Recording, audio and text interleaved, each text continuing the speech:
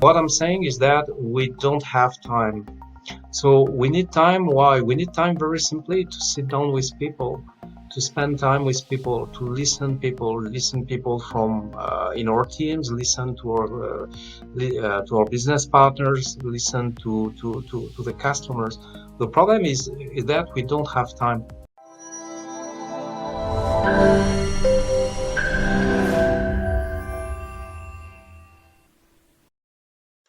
Hey, what's up, everybody? It's 2021. Welcome, everybody, to Collectiv Conversations. My name is Chris Ortega, and I'm the host of Collectiv Conversations, where we get the opportunity to talk with international, world-leading accounting, finance, FP&A professionals all across the world to get their knowledge, their experiences, and learn from some of the best people here in accounting, finance, and FP&A. And I don't know about you guys, but I'm super excited. I have the opportunity to join this great man on our episode here today in a podcast last year. I'm looking forward to learning. I'm looking forward to having this dialogue. Everybody, I want you to welcome Jean-Phillippe. He's the executive coach of Broader Road. Jean-Phillippe, welcome to the podcast today. Hi, Chris. Hi, everybody. Nice. Hey, so one of the things I love to do to kick it off as an icebreaker is when you think about FP&A, right? And I know you're coming from Paris, France, and I love the European mindset that you'll bring to this today, and I'm looking forward to learning from that as well. But when you think of FP&A, what is the first word that comes to your mind when you think of FP&A? The first word that comes to my mind is connection. Connection, because actually I believe that, usually when we talk about FP&A, we talk about forecast, prediction, reliability, all these kind of things. But more fundamentally, in FP&A, we connect two things. We connect people across the organization around a financial target, an objective, performance, and so on. And we connect also the company with the outside world, with the business. Nice. And very important, and I love this one, we have the privilege to connect time, the past, present, and the future. So for me, FP&A is really about connecting everything, I would say, in the business environment, and with this time dimension, which is a bit specific. Man, that has blown me away. And the reason why it's blown me away is I've never looked at that connectional aspect from past, present, future, inside the business, outside the business. And you're exactly right, man. That connection. And if you look at the situation we're in now, right, you talk about connection, right? Connecting to our people, connecting to the business, connecting on all the different international and economic situations that we're facing right now, and FP&A being that central piece to connect all the dots in that's absolutely like right out the gate, man. I love how you connected. You said like time, right? And that time connection is something that it gets outside of Excel, right? It gets outside of like, okay, Excel's we dropped in our actuals to get our pass. Here's where we're looking at now. We're going to forecast the future. But I think from a people perspective, right? And this is my next question I want to get your thoughts on is how do you think FP&A people should go about building that connection inside the organization? Like, right now, right? We're all remote pretty much for the most part. How would you recommend FP&A professionals to go about still building that connection with their internal stakeholders? Well, this one is a bit specific, and maybe I'm not. How can I say it? I don't want to say I'm not politically correct, but I have a personal view on this one. For me, there is different ways to do it, but the most important one for me, there are two things. Sorry, I was trying to figure out and put my words. The first one is intuition. Okay. The first one is having the intuition of what's going on, not only on the business, but also what's working out for people. Right. What does it mean, all of this for them? What does business mean? What does business target means, and all of this? And there is a huge part of psychology, I would say, in FP&A, and this is probably the non-politically correct part of it, because we are very rational people in finance and FP&A. We want to plan, to schedule, to organize things.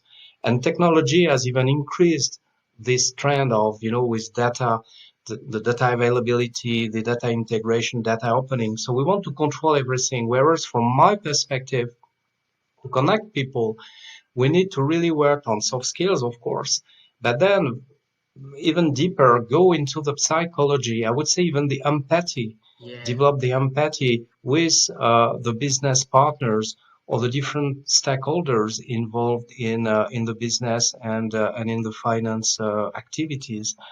So what I would recommend for FP&A professionals is about it. It's not only to be good professionals in terms of business acumen, in terms of mastering the technology, the tools, and the processes, but really to develop communication, psychology, empathy, and really make this effort to understand what's going on for my business partner, what's going on for people in operations, what's going on for the customers, which is extremely important as well.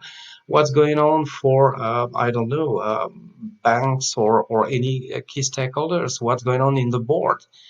And with really this empathetic approach, so that, yes, you can connect with them differently, not only with your Excel sheet or your reportings or your simulations, but much more on the human side of the story. So it takes time. It's maybe not natural for some professionals, but this is for me the best way.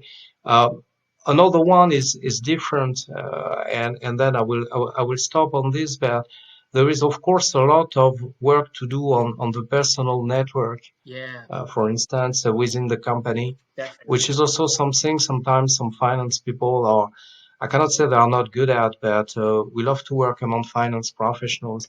It's very important to go beyond our own territory, I would say, to develop a network in on the business side, for instance, which is another dimension that is very important for me in FP&A.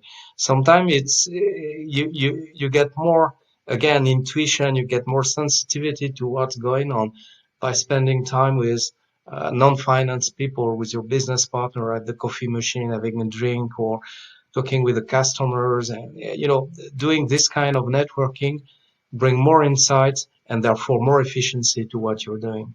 Definitely. I loved your point about intuition, right?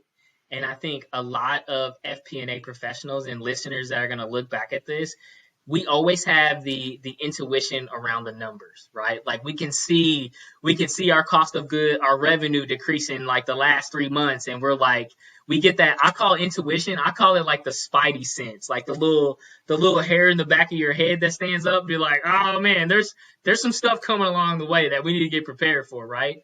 But I love how you take that to outside the numbers, right?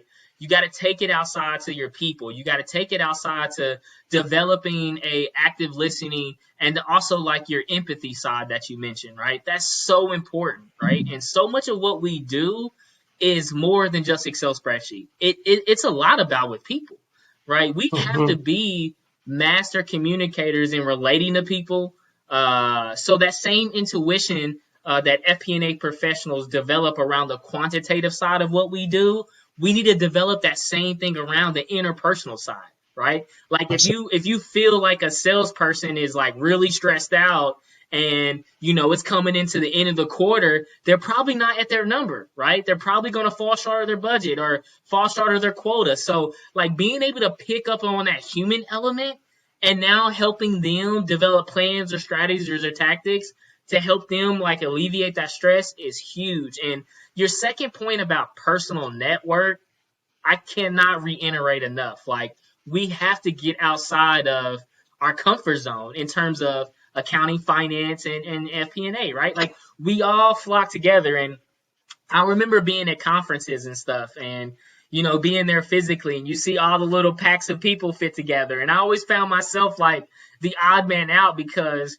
I'm not sitting there talking about the latest FASB update or what changes to IFRS are happening or, how's lease accounting changing with this. I'm like, I want to learn your business. I want to, and I ask people questions and they're just sitting there like, dude, why are you asking me these questions? Like, you're like, people don't normally ask me these questions. And that network side, we have to be able to adapt and be flexible outside of our core group. So I love that. I mean, that's true. I sat there and wrote it down. That's tremendous insights. Continue to build Hmm. our intuition and expanding our comfort zone by leveraging our personal networks. Awesome. Absolutely. And you said two very important things as well. One is you talked about active listening and you talked about questions. And this brings me to something else, which is first, of course, active listening. I mean, I'm a coach, right? So this is really important. But this this is probably something we have now to think about differently. Again, maybe a few years ago, for instance, when we were preparing a plan or scenario or forecast or whatever, we were so used. I cannot say that the word and the business world was easier to understand, but with complexity, with ambiguity, now we are in a situation where we need to ask different questions first to our business partners, right? It's not only about, I don't know, what's going on in operations. It's really more and more complex. So we need to ask questions, much more sophisticated questions, in relations to the business, to the people, to so on. And then in return, we need to develop an active listening to really understand, okay, what does this guy is talking about? What is he really, feeling about this? What's going on? Back to the intuition. There is something interesting that I have observed when I was still, I would say, leading finance teams and in operation. This is really the rise of ambiguity. Ooh, I like Uh, that point. yeah, we talked a lot about complexity, about volatility, in a VUCA world, whatever. But ambiguity, especially for finance and FP&A people, is the real challenge because, for instance, I remember very well, especially in the telecom business, when I used to work at Nokia for Nokia, which is extremely volatile, changing, very complex business, telecom and IT, right? When we were preparing plans, right, you had different people with different perspective, different Yeah, viewpoints, and sometimes contradictory viewpoints. But the point was that all of them were perfectly valid. right.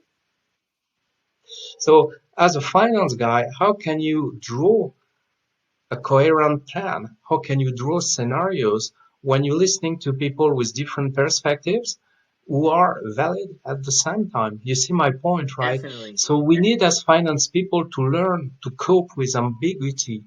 And the way to do it is exactly what you said, is to develop active listening, is to ask the right questions, is to develop, of course, communication on a broad meaning of communication. But these are really very specific skills to develop. And as finance guys, we are not used to this, right? So it can be some people have it naturally. I'm sure you have it naturally, Chris. For other guys, it's maybe a little bit more, difficult learning curve and learning effort to get to this. So yeah, ambiguity is something important nowadays. Jean-Philippe, that, I mean, man, I have been looking forward to this conversation because you keep dropping. That's a fire moment right there, man. Right? Because it's stages, right? And you're exactly right. Like, we have come into FP&A dealing with first stage. Stage one is complexity, right? Stage Hmm. two is volatility, right? And now, like you said, we're entering this phase of ambiguity because listen, could anybody would have planned the pandemic last year, right? Could anybody plan all the industries affected right now? And you talk about like having to navigate businesses, having to make data driven decisions when you don't have none of the variables, right? Like you don't know how countries are going to open back up. You don't know when they're going to open back up. You don't know specifically in the U.S., like when stimulus checks are coming, when they're not going to come, if student loans are going to be forgiven. Like this whole, like outside of our professional lives, personally, in all these different lives that we wear, we've had to adjust to ambiguity because it's so much unknown and like so much is just evolving out over time. But like you're right, to ask an accounting and to ask an accounting, finance, FP&A person, which traditionally has been rational and quantitative, right? We lived in formulas. 2 plus 2 always have to equal 4, right? But now, Actually, you're saying we have to challenge FP&A professionals to say 2 plus 2, we don't know what that's going to equal yet, right? exactly. It could be something else that comes in and now it's a negative number. It could be higher than 4. It can be less. We just have to continue to go along, take the information that we have, and that's a significant challenge, right? Because we are so like black and white in terms of how we see things that now we have to see things that, through a black and white lens that has all these different facets of colors in it now, and you have to be comfortable with that. So that leads me to my next follow up on that. And you talked about active listening, which I think is one of the most underserved like skills of FP&A professionals, right? But when you talk about that that rise and that comfort level of ambiguity that teams and FP&A people need to develop, right? How would you go about someone? I know we mentioned in terms of like building out the partnerships and things like that, but what are some like people aspects of like that they can partner? Like, what are some situations that you've encountered or some experiences that you've had to really bridge that gap with yourself and business partners around that ambiguity? Hmm. This one is a tricky one because uh, on top of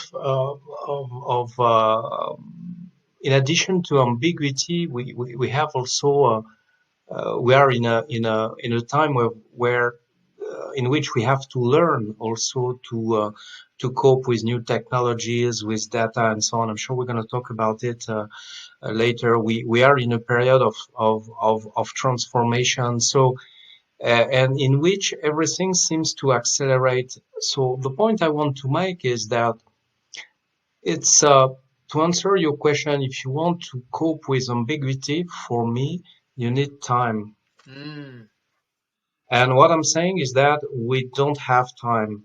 So we need time. Why? We need time very simply to sit down with people, to spend time with people, to listen people from in our teams, listen to our business partners, listen to the customers. The problem is that we don't have time. So my recommendation would be first to manage time, to step back, because before listening, you need to listen to yourself, you for need to sure. listen to the environment. So the first thing is to manage time properly, right?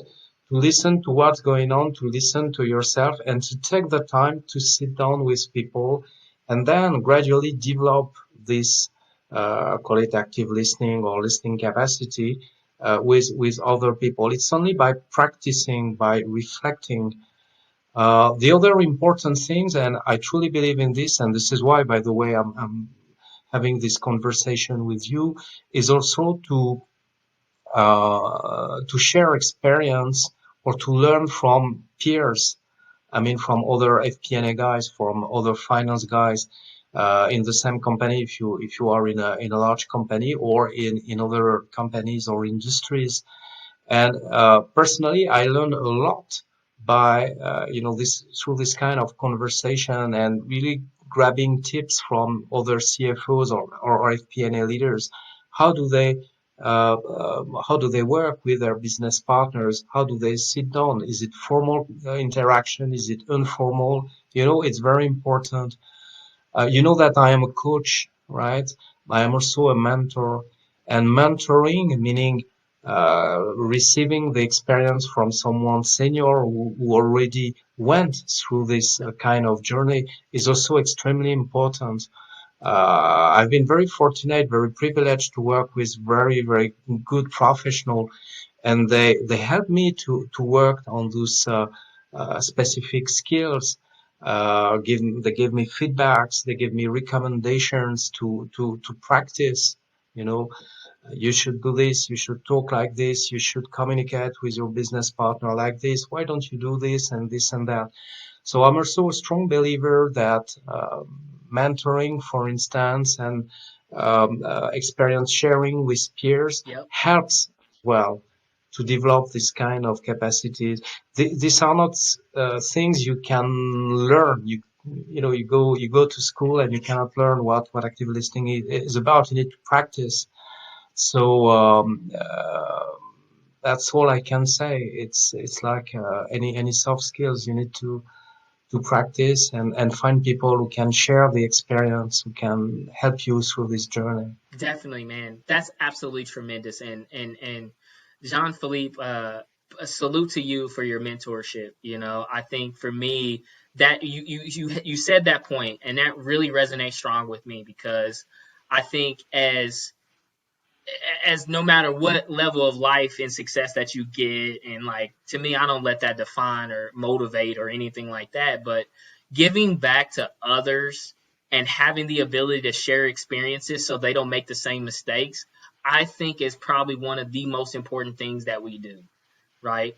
Mm. And I'll share an example with you. When we shared the audience together, and we had that I forgot even what it was in the time frame we were talking about, but I remember like I just was like, man, this is somebody that I know. Like, you've been to the mountaintop, you've seen these things, you've had these experiences, you've done these things, and having the ability to sit there and learn and listen from you that had these shared experiences, like that kind of mentorship and experiences, you can't go get it at MBA class, right? You can't go get your master's in that kind of stuff. And it's knowledge that far exceeds anything that you can be taught in the book because you're learning through it, right? So that learning aspect and taking that ability to be able to give back to others so they don't make the same mistakes, or they take the same learnings and accelerate them. Because like you said earlier too, like, time is a luxury.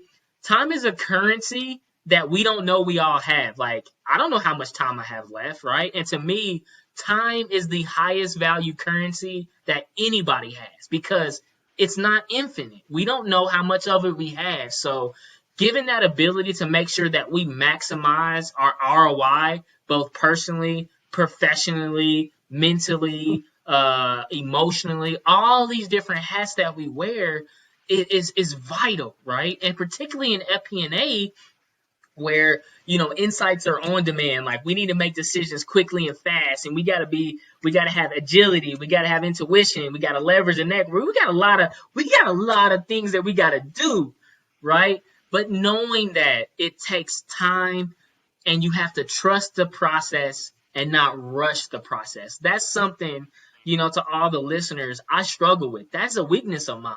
It's patience. I don't have a lot of it, right? I am like the kind of person where it's like, I'm on it, like, how are we gonna get this going? But sometimes I got to take a step back when I'm talking with my business partners or working with another team or any of those aspects. I have to take a step back and say to myself, Chris, you may have seen this 1,000 times, but this may be the first time this person is dealing with this situation, whether it's professionally, personally, any of those aspects. So having that self-awareness to be patient is a time investment to maximize the impact that you're going to have, right? Mm. And to me, I think that's a strong hat that we wear, and that's a strong hat we should be proud of as well. Absolutely. But this this question of time is really fundamental from two aspects. One is, of course, the experience you gain over time. And I used to say, and don't take it negatively, maybe you are the exception, Chris. To be a good FP&A guys, you need several years. Why? It's not only the usual learning curve, is that for me what is very important is to experiment. Love it. And you know this, when you experiment, you make mistakes, right?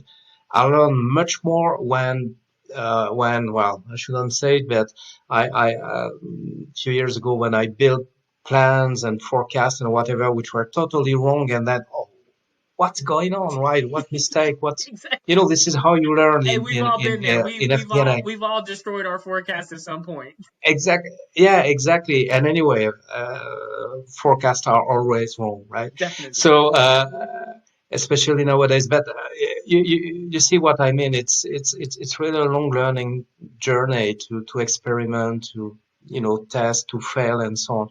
But back to the time, and this is really maybe one recommendation I can share with everybody is really to manage time in your daily activities, in your daily work, right?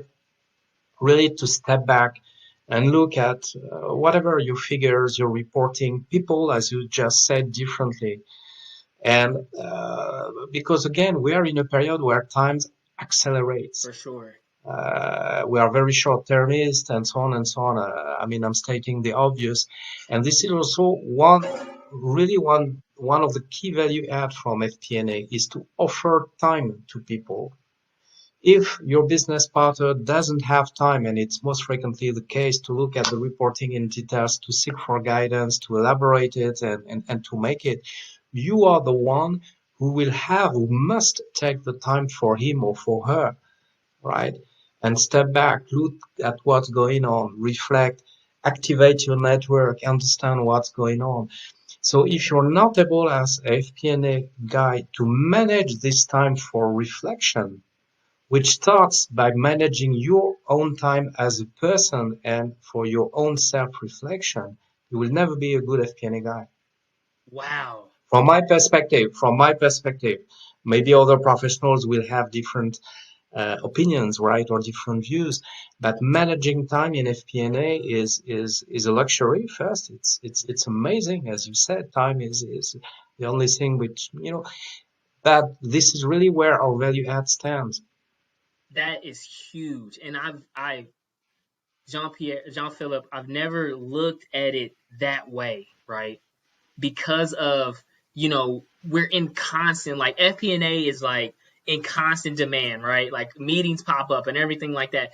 But that moment that you just mentioned of taking the time to self-reflect, right? To really, like, it gets back to what we were talking about earlier, right? Too many times, and I've struggled with this, and I find myself sometimes, and I gotta knock myself on the head, right? Too many times we listen to answer, right? And what I mean by that is Exactly. we don't listen. We just like, okay, I'm listening to give you a solution so I can go back to do something else, right? Which in some situations you need to operate that way. But if you constantly operate in a model where your time to listen to somebody is just the answer, you're missing on the value. What you just talked about is I'm receiving what you're telling me. I'm going to digest it. I'm going to self-reflect. I'm going to understand it, right? I'm going to really try to walk a mile or a step in your shoes. Then I'm going to have context to provide, right? And some people, some listeners and people and other FP&A professionals may look at that as like, Chris, that's inefficient, right?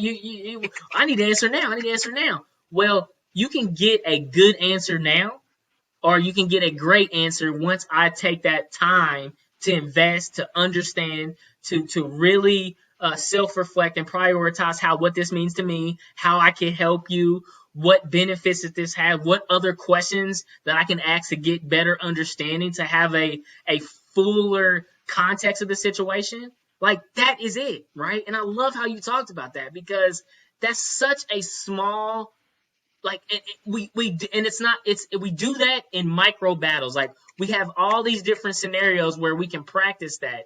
And like you mentioned earlier, most of this stuff you don't learn in a chartered exam or a CPA exam or MBA school.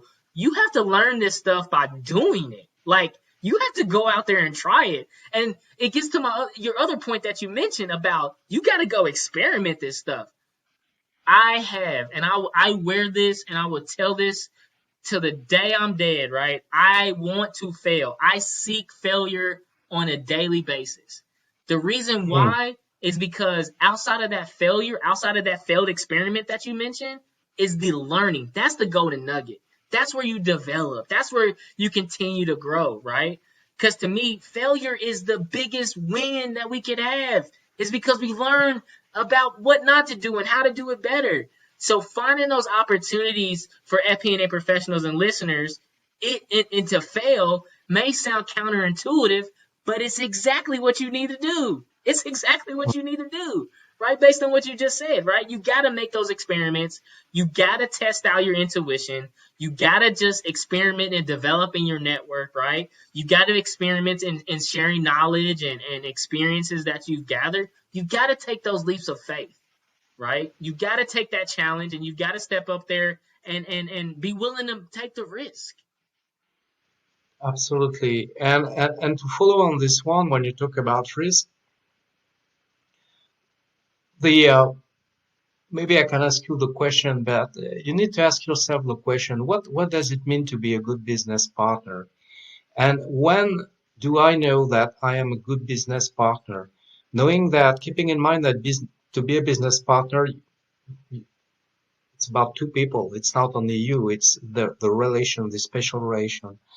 And I think you know or you feel that you are on track the first time your business partner asks you a question, what's going on, da da da da da da, and you answer, I don't know. Wow. And Wow. Oh it my God, takes that just time to blew my get mind. there. I love it. And then of course that after the 30-second shock you've created in the room, that your business partner said, wow, if this guy is telling I don't know, yeah, there must be something wrong. We need to sit down and make it happen. And to get to this, right, meaning to accept as a finance professional that we don't know, or to accept that, yeah, we have, as you said, 25 answers, but actually, well, maybe it's better to take time and to tell our boss or our business partner that we don't know, and please wait a minute, or please come with me and let's have a conversation. I think this is also really the essence of FP&A and of business partnership. And I mean, I'm not naive, right? I've got 35 years experience behind me. I know that in real life it's very difficult to get there, but this is what we call trust in business partnership. Definitely. And personally, I've been lucky to work with great professionals on the business side and people with whom I was able to build the trust, right? Or some of my finance leaders as well. And when I was saying, well, I'm sorry, I don't know, while they were listening to me, right? Or they were listening to the team, not only me, to the team, and say, here, better take time. So this is really important, right? There is a part of courage as well in what we do, and sometimes to be able to step up and say, we don't know, right? Or there is something wrong, you know this. But it's very important, and by doing so, you shift the paradigm of the conversation, and then you gain time, and not gain time for the sake of gaining time and work on your file. You put people in another time capsule, and then people will have to do it. And I remember I did it a couple of times in well, I will not say exactly when and where, but in very difficult Yeah. situation, and my business partner had to, well, okay, let's stop working, let's go into the next room, and yes, I will take time with you, JP, and we'll work on it. So to get there, for me, it was very difficult as well, because as you told, I was yeah, my first reaction is naturally, yeah, I've got all the answer, I know what's going on, I've got all Right. the scenario. And in reality, it becomes more insightful when you come to, well, I'm not sure. But then I will, of course, explain you why I'm not sure. I will explain you what drives my attitude, right? So time is important, and the ability to say we don't know, we are not sure, the courage to come into this kind of relationship is also important for me. And yeah, it takes time, yeah, it takes some experience, which bring another things, very important things, which is self-esteem, self-confidence. Definitely.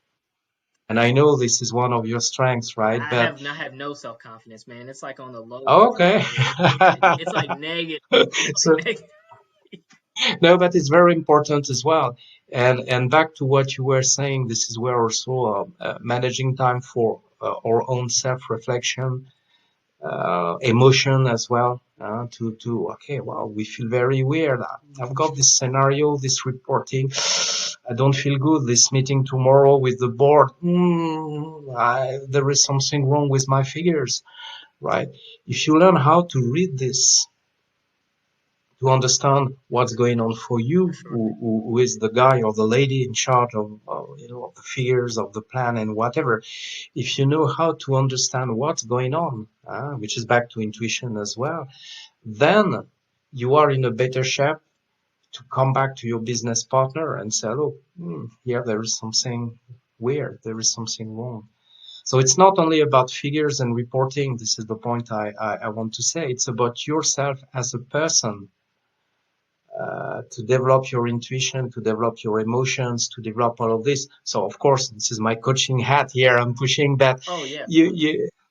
but this is also my own experience, right? And even when, well, not even when I had very senior roles in some of the companies, I really learned also to listen to myself, my emotions. Well, this guy is telling this, right? How do I feel? And it's also yeah, it's an experience. It's personal experience, which is also important. Man, I that I Jean-Philippe, I'm gonna be real honest and transparent with you, right? That was one of the most incredible pieces of knowledge in my, I won't even tell how many years I've been in accounting, finance, FP&A, because it hasn't even nowhere near. But that defining moment that you mentioned, right? Of I don't know, the comfort, the confidence, the trust, the level that you need to reach to be able to do that, right? Like for me, I remember that defining moment for me, and it was a couple years ago, and I just said, you know what? I'm not going to go into this meeting and fake it till I make it, right? I'm going to Hmm. go in there and I'm going to be authentic, and I'm going to say, guys, I wasn't able to figure this out, but I want to take a little bit more time. I want to get you guys' insights because I don't have the answer, and I'm seeking your help to understand this better or look at this a different way, right? Like I remember that feeling, and I was just like, oh man, I'm not as smart. All those doubts came in. I'm not as smart as I think I am. I'm not as talented as I think I am. I thought I was awesome, and I'm not. I had all of them, right? And in that moment, it was that pause, and like you said, you played it out perfectly. And I go back into that moment, I remember, and everybody was like, okay, Chris, how can we help? Like, let's get this together. And everybody poured in together to help figure this out, and it completely deneutralized the self-doubt, the lack of confidence. And I remember my manager at the time, who's a great mentor of mine, he came back to me and he says, Chris, that was a moment in your career that you'll never forget, because that was the moment you realized who you are and what your truth is always going to be. And never forget that. Never feel like you have to always have the answer, always be the right person in the room, right? You just instilled a level of comfort, confidence, and courage with this executive team that nobody's ever going to forget, right? And like when you said that, like that is a defining moment. And to all the listeners out there, you have to find out what that defining moment is to you, right? Because it's going to be different for a lot of people and circumstances. But Jean-Philippe, that was powerful, man. And I think you know what, like I didn't know I was going through that at the time.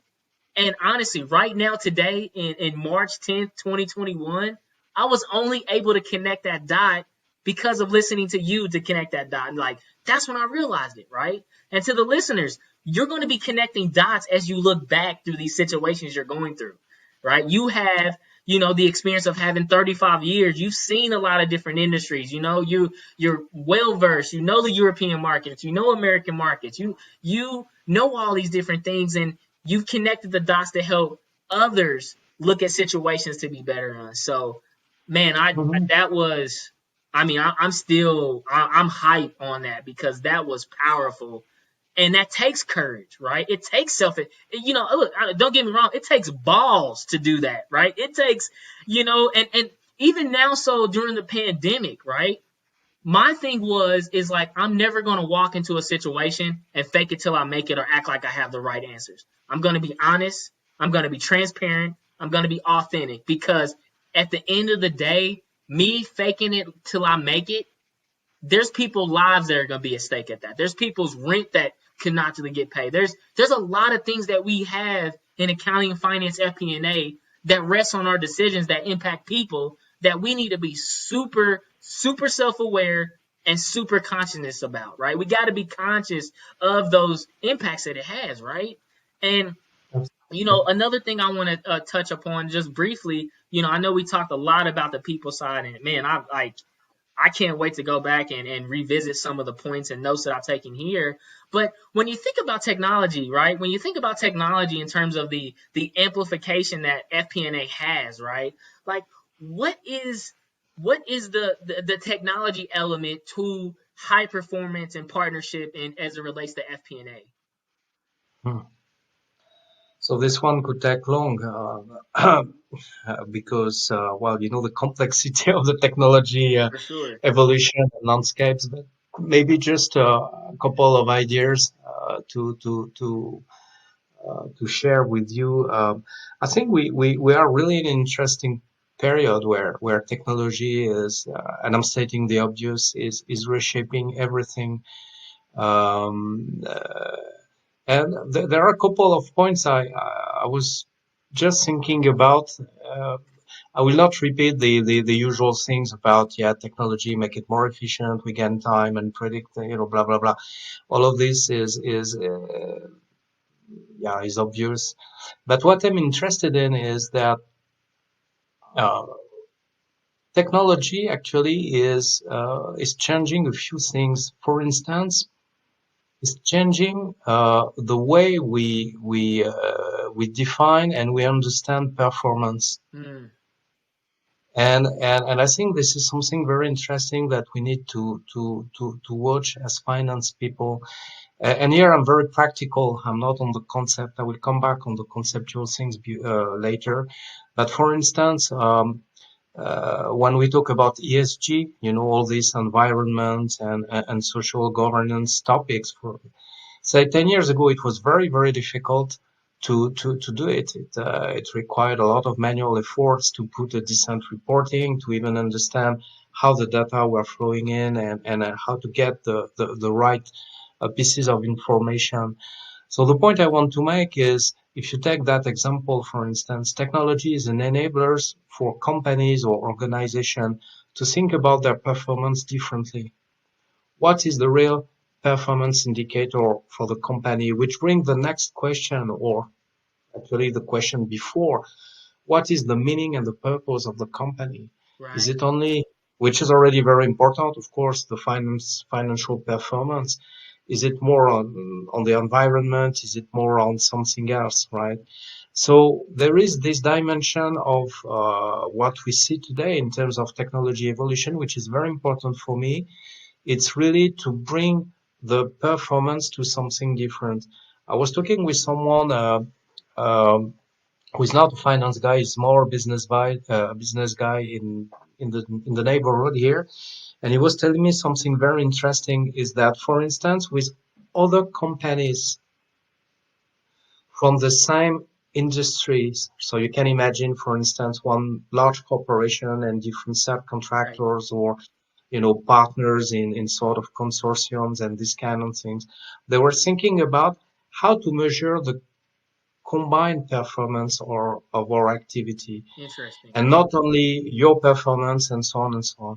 So 10 years ago, 20 years ago, we would have taken pieces of Excel and whatever and how to do it. Nowadays, it's much easier. So of course, there are problems of confidentiality regulations and so on, Yeah. but at least it's a different approach to performance. And this is something personally I'm really interested in. For FP&A, I don't want to be too long on this topic. There are also something personally I'm really interesting. This is about prospective and scenarios, Okay. which is one of my topic of interest, which is really to go beyond the usual FP&A themes of planning, forecasting, trends, and so on, is really to get to even longer term perspective with scenarios, either with mathematical modeling and these kind of things, which means also that we need to find the right guys and the right experts to drive this. But Definitely. it's not only about, and this is the point I want to make, it's not only also about quantitative reporting, quantitative data. It's also about qualitative information. And this is where also a space where technology, from my perspective, for finance can bring a lot and will bring a lot in the coming years. I'm not sure exactly how, but really to work more on the qualitative side of the For business, sure. which is back to the value add of FP&A somewhere. And this, I'm sure, technology, and we start to see it in a way, will help a lot. And then I will stop. Of course, efficiency, right, which is a huge question. Technologies support efficiency, but I'm stating the obvious, right? That it's very important. One point to mention as well, in a data-driven world is the opening of the information systems and of the data. And this is where I'm back to this idea of connection. Yes. We see today that everything is open, is moving together. When we talk about automation today, Yep. we cannot think about automating only finance processes. We have actually to think about what's going on in the full company, The business. or at least maybe in other functions or in other divisions, right? So all of this creates a new landscape.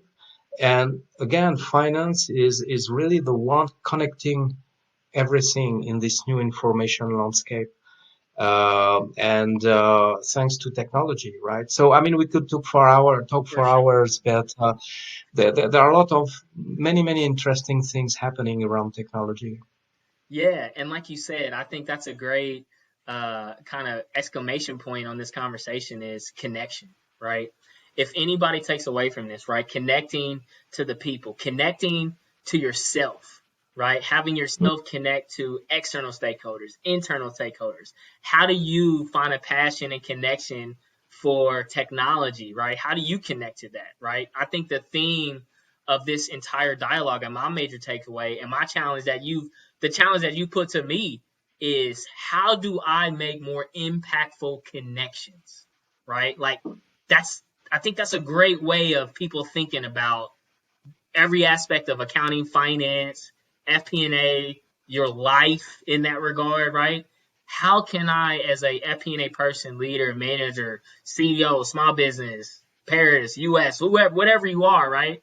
How can you make more impactful connections in terms of the people that you help support, that you know, a father to, a brother to, an uncle to, right? And I think that is the piece because that connective tissue is what makes everything about FP&A strong. It's like the body, right? Like you look at your body and you look at your triceps and biceps and all these things, right? They're only as strong because of all the connective tissue that's bringing that whole thing together, right? Like it's all these little ligaments here that are connecting this to that that make you stronger, run faster, do. It's the same thing with FP&A. Same thing.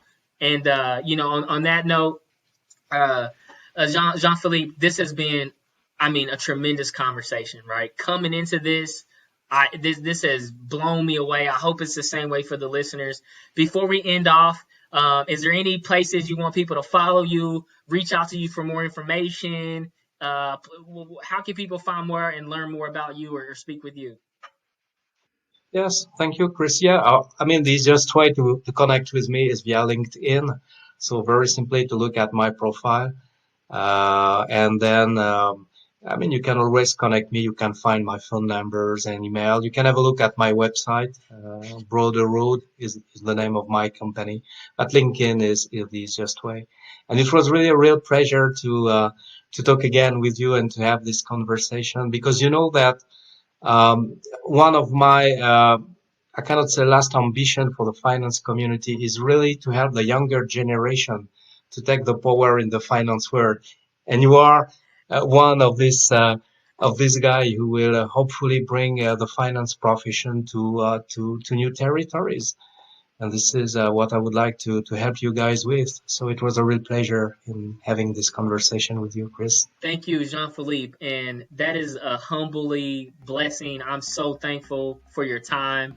Thank you for dropping knowledge on us. Thank you for sharing your experiences and your very deep insights. So thank you so much for your time. And, for everybody at the Collectiv Conversation, make sure, thanks for watching Collectiv Conversations.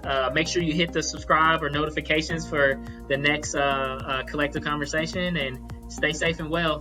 Thank you for listening.